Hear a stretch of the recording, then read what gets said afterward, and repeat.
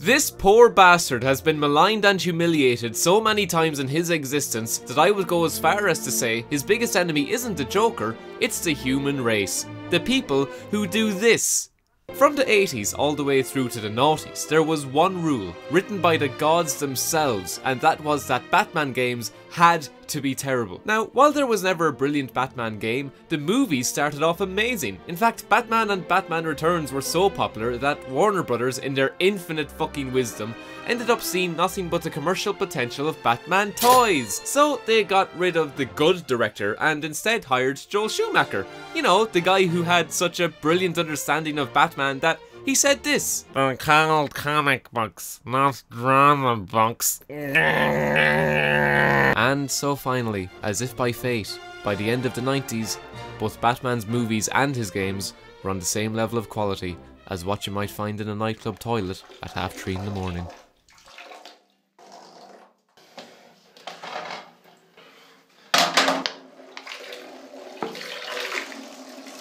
We almost killed him. And then... Christopher fucking Nolan!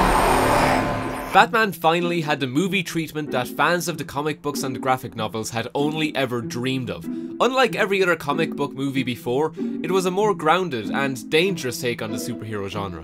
A move so bold that it consequentially changed the shape of superhero movies forever. Suddenly, every superhero movie had to be darker and grittier, to the point where it didn't even suit the fucking source material. Anyone remember the lizard from The Amazing Spider-Man? No? Well, I don't blame you because it's fucking dumb! Anyway, a real Batman movie was coming, so naturally, because we're in 2005 and it's a major Hollywood release, we're going to get a video game version, because everything had a fucking video game back then. Just look at this shite! Robot Wars had its own game, Dark Angel, nobody even watched that show and it got its own game. The Crazy Frog got its own game. As far as first impressions go, honestly, this game had every right to be fantastic. Seriously, it's one of the best looking PS2 games I've ever played. Though perhaps I'm just saying that because I'm so used to seeing this. It also features the likeness and voices of all of the movie's main cast, and has one of the best superhero movies ever made as a blueprint for their story. How did they fuck this up? It should be amazing! Well, because EA is EA and always has been E-fucking-A, they ironically forgot that they had to put a video game inside their fucking video game. For one, the fighting system, it's just awful.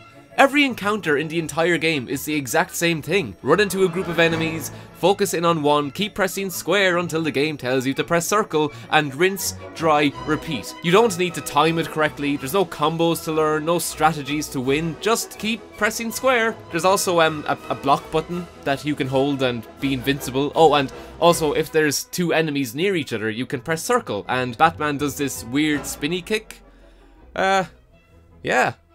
That's the combat. Oh, you can also throw a flashbang into their face if you're bored. I mean, you don't need to, but it's something, I guess. The enemies also take so long to defeat. He's fucking Batman! He should be able to finish off enemies with 2 or 3 hits, but these fuckers just keep getting up, which only makes the whole process longer. It's such a fucking lazy mechanic for what is essentially the core of the game.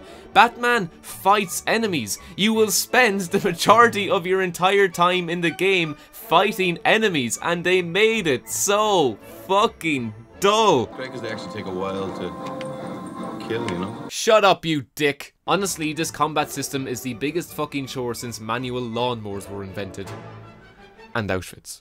Can't forget that. In terms of the actual combat and the fighting moves and the finishing moves that Batman uses in the game, they're very similar to what we use in the film. Yeah, that makes sense. Batman barely gets into any fist fights in the movie, and when he does, you can't see a fucking thing anyway because the editing is so quick.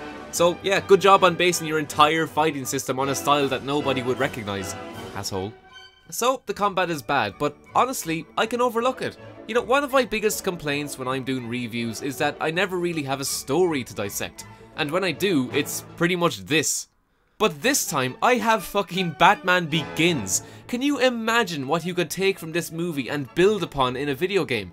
You could introduce new story arcs for Bruce Wayne, introduce villains that weren't in the movie, challenges that Batman has to overcome in what is effectively his first few months ever as the Batman. The creative well that this game had the opportunity to draw from was limitless. But what did they do? Fucking nothing! I've been away from video games for a decade. I mean, Batman Begins is a phenomenal movie, but just from watching it, it's just fucking obvious that there isn't enough there to create a 6 to 8 hour long video game. But it's just as if EA said, fuck it, don't add anything, let's just take this 2 hour long story and stretch it into a 6 hour game. It's fucking baffling! There isn't a single extra story or villain added to the game. Instead, they just drag out every major plot beat from the movie into a level. And when they can't do that, they literally insert a level that doesn't even make sense in the first place. The first level of playing as Batman starts with a 7 days ago introduction, and then it just cuts to Batman standing in a room. Like, why the fuck am I here? Eventually, I learn I'm here to take down Falcone, which in the movie actually happens to be Batman's first action scene. So, okay, that's a good setup for a level. Maybe this will actually be 80 fucking minutes later, and I'm only reaching Falcone now. Fuck everything about this time-wasting septic tank of a level. Room after room after room of enemies, all to get to Falcone, who just ends up being outside anyway. He's literally in his car. All Batman would have had to do was start on the other side of the level and it'd be done. Not even. He could have just walked along the roof. He's Batman. Why the fuck is he navigating through a building? It doesn't make any sense. He could just glide. He has a cape. But here, he uses elevators. Batman has to wait on fucking elevators! This is the entire game too. Almost every level that involves getting to the roof or getting to the other side of the level involves Batman taking the longest possible route just so that the game can be longer. What's the magic word? Little pig, let me in. You got it.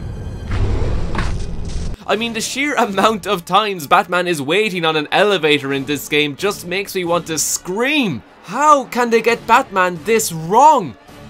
Even when we're breaking into Arkham Asylum to confront the Scarecrow, just guess. Guess how Batman, the Predator of the Sky, how he infiltrates Arkham. Go on, I actually want you to guess. Under a truck. Why? 'Cause fuck you! And he also climbs ladders like a prick. So the biggest selling point of this game on its release was the new fear system, which apparently was so complex that it's never ever been tried before. There's a reason that no one's ever tried this before, and it's because it's incredibly complex. And what is this amazing fear system, you ask? Well, if a bunch of enemies are standing in a room holding guns, Batman can startle them by making a loud noise, and then they drop their guns so Batman can jump down and beat them up. That's it. Apparently enemies are that stupid. They'll hear a loud noise and they all drop their guns in unison and then just forget to pick them back up again. What the fuck kind of lazy bullshit is that? You know, it really makes the game fun when your enemies are all one-dimensional simpletons. There are also sections where Batman has to interrogate enemies, which involves punching them 3 times and then the enemy gives you the information. It's always the same. Now compare this to something like The Punisher, where the interrogations are made fun and different and actually require a bit of skill. Oh, they also let you do this. With Batman, you just punch, and punch, and punch, and punch. Even after the enemy has given you whatever information you need, Batman can still just keep punching him. I honestly couldn't understand why this was an option until only once in the entire game, when after pummeling this guy for over a minute, this happens. I'm wearing ladies' underwears. Like, what? Is that supposed to be funny? I don't get it. Frustratingly, the biggest problem with Batman Begins is that it's so satisfied in its blandness. There's never a change in gameplay. If you played the first level, you might as well have played them all. There's no deviation in enemies, the levels are linear so there's only ever one way to complete them, and you can't even use Batman's gadgets unless you're specifically given the button prompt to do so. You're playing as Batman and you can't even fire down a batarang at an enemy. Why? You had to do something that players wanted to pick up the joystick and the controller over and over again. Fuck you. The only saving grace is that there's 2 of these Batmobile sections in the game, where you get to tear around in the Batmobile. They're literally a bad rip-off of Burnout 3, but quite honestly, these sections are without a doubt the only bit of fun you'll have while playing the game. Because for once, you feel that you're not under the confines of the game anymore. You can just smash into everything. Even civilians, Batman fucking creams them out of it. I honestly thought that EA forgot that Batman doesn't kill people, but then you look up into the top right of the screen and, oh look, 0 casualties, how fucking convenient. Yeah, just annihilate absolutely every civilian and cop in sight, because don't worry, they're totally fine. Honest, I wouldn't lie to you.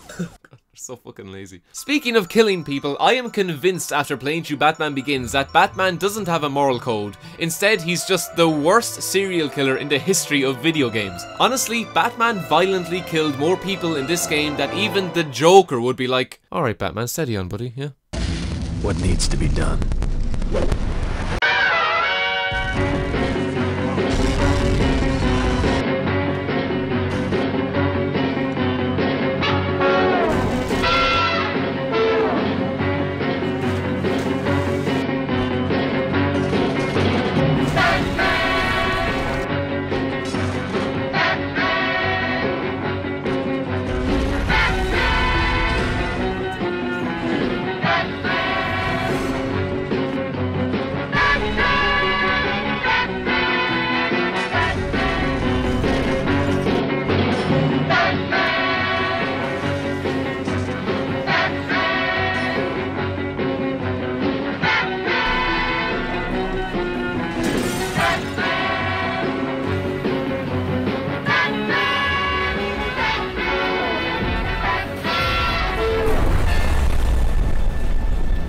But wait a minute, they're not dead! No, of course they're not! Because they either inexplicably get back up again, or else we just never see them again, and Batman just quips that they're probably alright. That sounded like a rather final exit for Dr. Crane.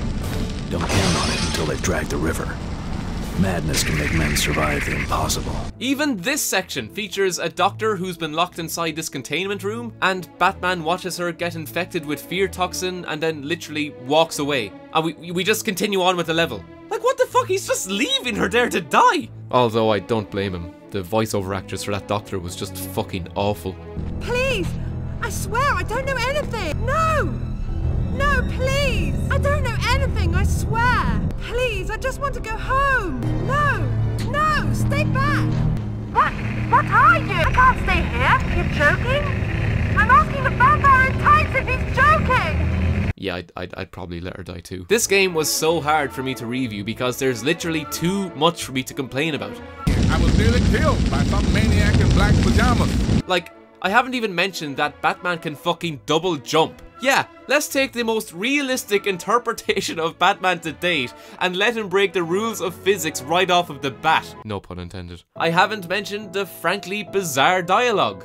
I want to know about bears and rabbits. So, tell me about the rabbits. Can you be more threatening? Tell me about the rabbits. Even Michael Caine in the behind the scenes videos takes a jab at the game's writer for not knowing the characters well enough. This is a very funny script that was written by an American. An American's idea of why an Englishman speaks is there's a line, make haste, you know, which is very Shakespearean. But the butler would have just said, hurry up, sir. You know, that's it. I haven't mentioned how Rachel Dawes, Bruce Wayne's childhood friend from the movie, is only in this game to scream and need saving. Boy, if Anita Sarkeesian is mad at Arkham Knight, I hope she never plays this piece of shit. Even poor Katie Holmes finds it hard to describe her character because she's likely so embarrassed at how badly her character is represented in the game. Work in the DA's office, and I follow Batman around. Well, either that or Tom Cruise was just standing behind the camera pointing a shotgun towards her. If there was, I would be there. I didn't mention how one of the game's scriptwriters talks about how he thinks in his infinite wisdom that Arkham Asylum has never been done right in the comic books. Arkham Asylum, for example. I don't think we ever quite managed to get it that right in the comic books. Yeah, I'm sure Grant Morrison and any Batman fan who has a fucking clue about Batman would disagree. The Batman Begins game is what happens when people who neither care nor understand their source material are put in charge of adapting it. As much as the behind the scenes videos likes to propagate, they don't care about the game. Not really. Like, I'm sure some of the developers did, but to the people at the top, this is just a product with a deadline and projected profit margins. It's quite sad when you think about it, that Batman Begins is just one example in a long tradition of great movies being molested and spunked out onto the shelves of video game stores. Well, at least Heath Ledger will never have to roll in his grave. Or will he? Support Tennings! I am the Batman. Yeah, this is the only Dark Knight adaptation I could find. So,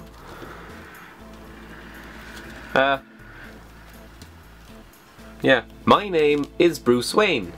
My home is Gotham City. I live in a big apartment. I own a boat and a plane. Right, so this is basically Bruce Wayne bragging about how wonderful and wealthy he is and all the shit that he owns. I have nice clothes. Oh, he's still going. I need a lot of high-tech stuff to help me keep Gotham safe. My friend Lucius Fox helps me. He works for my company, but his most important job is inventing all of Batman's tools. I like how their Lucius Fox kind of has this Neil deGrasse Tyson look kind of going on. Like as if the artist was just wondering, how do I draw a clever black guy? Oh, I know. Police Lieutenant Gordon calls me to a bank. Someone just robbed it. I use a gadget to scan the cash. It gives me clues. The robber is the Joker. Now we can track him down. None of those 4 sentences make any sense. I use a gadget to scan the cash. For what? It gives me clues. What clues? The robber is the Joker. Okay, how does this happen? Now we can track him down? The Joker is a tricky foe. His jokes are never funny. Subjective, really, isn't it? Comedy, just some people get, some people don't. Sometimes they hurt people.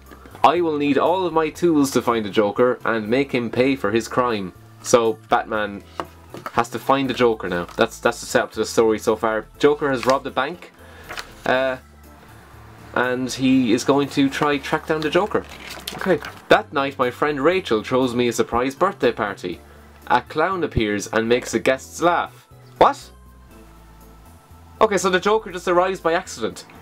So he doesn't even track him down. He just he throws a birthday party and the Joker just shows up. Well, that's fucking convenient. Wait a minute, Rachel says. Hang on a second. The clown appears and makes the guests laugh. Just fucking 2 seconds ago he said his jokes are never funny. Oh, well, I wonder who the spare prick in this fucking society is Bruce Wayne. Like, everyone else is having a great time, but Bruce Wayne's like, oh, I don't understand. He must be telling, like, just clever jokes or something. Bruce Wayne, I guarantee, just kind of watches Little Britain. Just stupid kind of humour he doesn't understand. Uh-oh. The Joker tosses a smoke bomb. Knockout gas comes out of it. All the party guests start to yawn. They fall fast asleep, and the Joker begins to rob them. Joker doesn't look very happy in this picture either. He's just kind of like, look at this fucking shit that they're writing me into now. Quickly, I put on my batsuit and my gas mask. The mask keeps me from breathing the knockout gas. Now is my chance to catch the Joker. He won't get away this time. I throw my batarang at the fire sprinklers, but not at the Joker, for some reason. The sprinklers turn on. You know, I would have thought that a batarang would destroy a sprinkler instead of actually turn it on. Do you know what I mean? Like, the sprinklers are designed if there's any smoke. You know, technically the sprinklers should have come on when the smoke bomb went off, because that smoke rises into the sprinkler. Like, if you hit it with something, it'd probably just knock it off the roof and it wouldn't work, you know? Just like, the things are designed a certain way. The water makes the gas go away. Everyone is soaked. The Joker tries to escape, but I catch him and tie him up. Now the joke is on him. He'll spend a long time in jail. Like how just everyone in the background is just totally fucking pissed off, and Bruce Wayne is somehow in his batsuit, even though if you paid his back he was in normal civilian clothes. Yes, everyone fucking hates Bruce Wayne. That's like the main kind of subtext I'm getting out of all of this. Fighting crime is not easy, but my gear and gadgets help make it all possible. I am not just Bruce Wayne, I am Batman. No, you're also a cunt. You're also a cunt. Support Tennings on Patreon! You can now enable Tennings' inevitable road to suicide with your hard-earned money.